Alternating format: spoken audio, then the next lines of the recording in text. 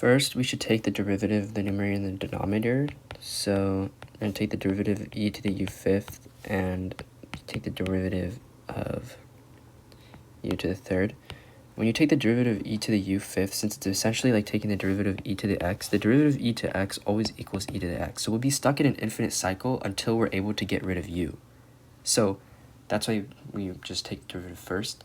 So to try and get rid of u, we're going to first just continue the cycle. We're going to do e to the 4/5, and we're going to put it over 5th once you take the derivative, and this turns into 3u squared.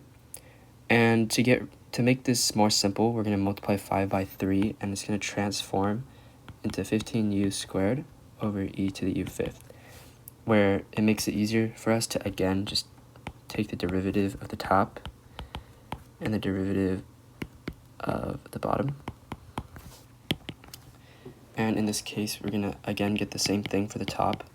But for the bottom, we're going to get 30u. And we're going to multiply 30 by 5. And we're going to get 150 over e to the 4/5 over 5. And we're going to take the derivative one last time. And in this case, after taking the derivative, and also multiply this together. So once you do all that together, you should get 750 e to the u5ths. And of course, since we still can't get u, at least we were able to get u out of the denominator. That was the most important part in using lhospitals rule to try to get u out of the denominator. So now that we have this, since of course we have an infinite expression here where the derivative is always going to be the same, which is the numerator e to the u5th, we're just going to take the limit as u approaches positive infinity, because even though the question is asking this, it's positive infinity basically, e to the u5th, and this is equals to infinity because we can't, it's infinite, the expression.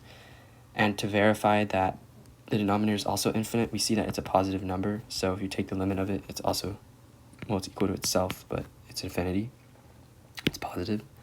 And so your final answer is just infinity.